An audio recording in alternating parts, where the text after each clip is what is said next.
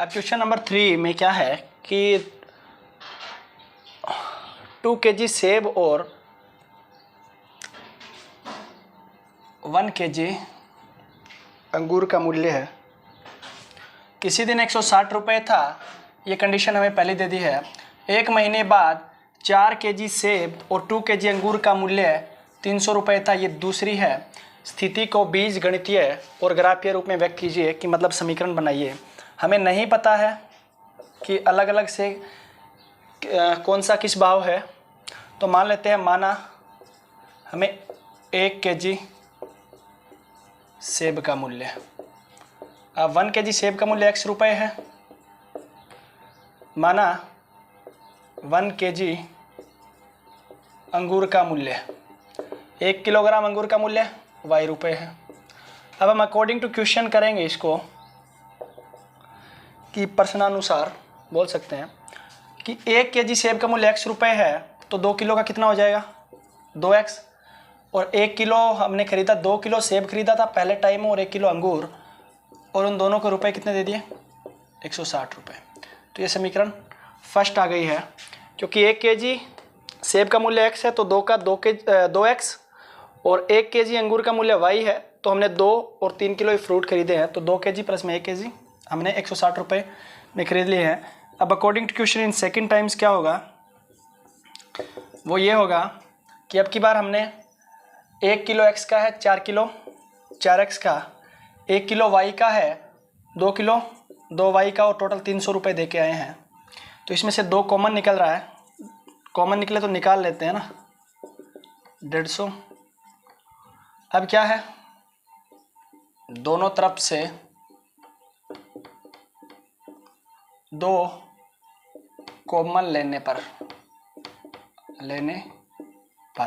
और 2 को क्या करेंगे छोड़ देंगे। ये लिखना है तो लिख सकते हैं कि दोनों तरफ से जब कॉमन लेते हैं तो कॉमन को छोड़ देते हैं, जैसे एलसीएम को छोड़ते हैं वैसे इसको छोड़ देते हैं। तो ये हमारे पास समीकरण नंबर 2 आ गई है। ये तो हो गया इसका बीजगणितीय। अब हमें ग्राफीय रूप में इसको व्यक्त करना है, तो समीकरण नंबर फर्स्ट और ये समीकरण नंबर सेकंड है, तो इसके लिए ग्राफ बना लेते हैं। एक बार मैं इस समीकरण नंबर सेकंड को यहाँ लिख लेता हूँ ताकि जो हमारा ग्राफ बने उसमें कोई भी दिक्कत ना हो। तो ये हमने क्या है, समीकरण नंबर 1 की 1 किलो का x है, 2 का 2x, 1 का y, तो ये भी y है। टोटल रुपए कितने 160 दे के आए। 1 किलो सेब का मूल्य x रुपये, 4 किलो का 4x होगा, 1 किलो अंगूर का मूल्य y है, 2 का 2y, टोटल रुपए कितने दे के आए 300। फिर इसमें से 2 कॉमन निकाला, ये हमारे पास दूसरी समीकरण आ गई है। और समीकरण बनाने को क्या बोलते हैं कि बीजगणितीय रूप हो गया इसका। अब हम इसका अलग से ग्राफ बनाएंगे।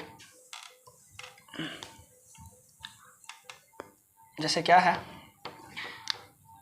इसको यहाँ से ही नोट कर लेते हैं दोबारा से। जैसे क्या है, लिखेंगे ग्राफीय रूप में। ग्राफीय रूप में बनाने के लिए हमें क्या करना पड़ेगा, इसको दोबारा से लिखेंगे। अब दोबारा से लिखने पर क्या, इसके लिए टेबल बनाएंगे हम, x और y। अब टेबल बनाएंगे तो वही एक बार x को 0 रख लेते हैं, एक बार y को 0 रख लेते हैं। जब x का 0 रखा तो y 160, इसको 0 रखा तो ये कितना 80, ये 80 आ रहा है। तो ये फर्स्ट के लिए हो गया। अब सेकंड के लिए जो टेबल बनाएंगे, सेकंड इक्वेशन है 2x प्लस में y is equal to 150। Same ही बनेगा क्योंकि दोनों रेखाएं क्या होंगी, समांतर होगी। ये आने वाले वीडियो में हम पढ़ेंगे कि क्यों समांतर होती है। ये इसको 0 रख देते हैं, इसको 0। जब इसको 0 रखा तो आएगा 150, और इसको 0 रखा तो कितना आएगा 75, कि 150 का आधा कितना होता है 75। ये 0 रखा, x के गुणा में 2 है, इसके भाग में आएगा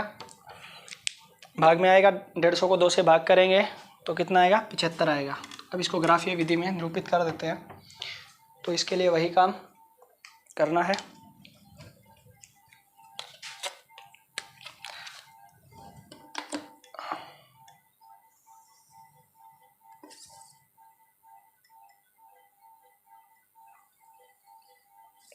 इसको इतना बड़ा बनाएंगे अब की बार।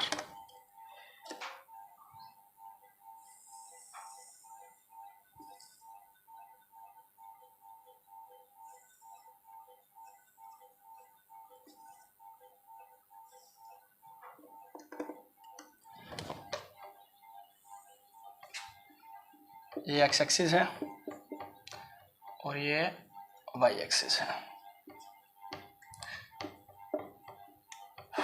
हमें कितना चाहिए, 20-20 का रख लेते हैं, जो कि 20 में हो जाएगा ये, या फिर 50 का रख लेते हैं इसको।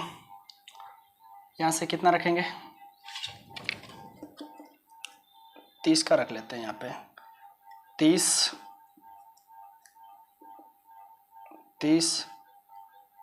60, 90, 120 और ये हो जाएगा पूरा यहाँ पे 150। इसको थोड़ा और आगे कर देते हैं, ये 150 हो गया और यहाँ भी कर देते हैं।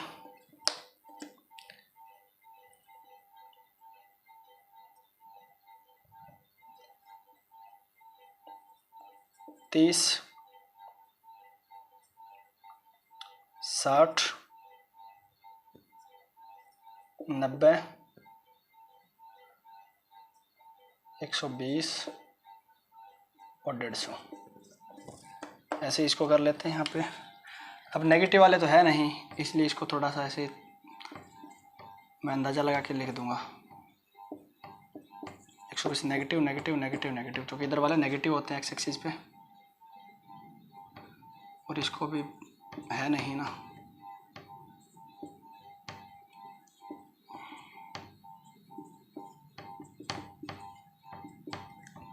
ये हो जाएगा हमारा माइनस का 150। अब क्या, जब ये 0 है तो y 160, मतलब 150 से थोड़ा ज़्यादा होएगा, यहाँ पे मिलेगा 160 कहीं पे पॉइंट। इसको लिख लेते हैं यहाँ पे 180, तो यहाँ मिलेगा 0 और 160, और ये 0 और 80 का इसके बिल्कुल क्लोज में, क्योंकि 20 में यहाँ मिलेगा 0, 80 और 0, तो इनको मिला देते हैं। जब इनको मिलाएंगे तो सेम बनेगी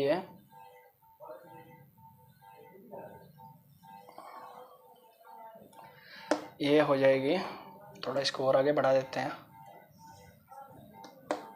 थोड़ा सा और आगे बढ़ाएंगे,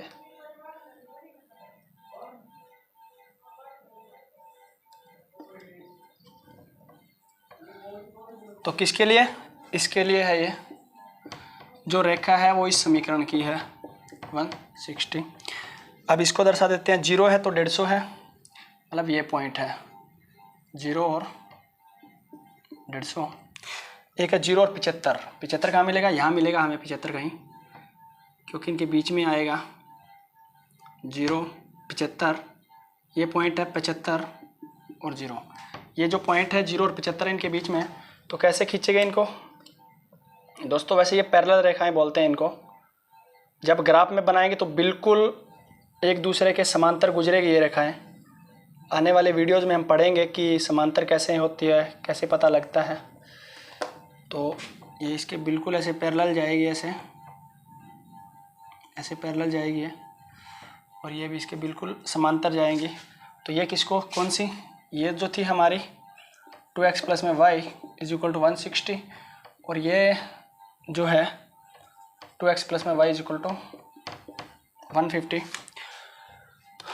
तो इनको हमने क्या कर दिया, ग्राफीय रूप में भी व्यक्त कर दिया और बीजगणितीय रूप में व्यक्त कर दिया। तो क्वेश्चन नंबर 3 भी हमने कंप्लीट कर लिया है। अगर आप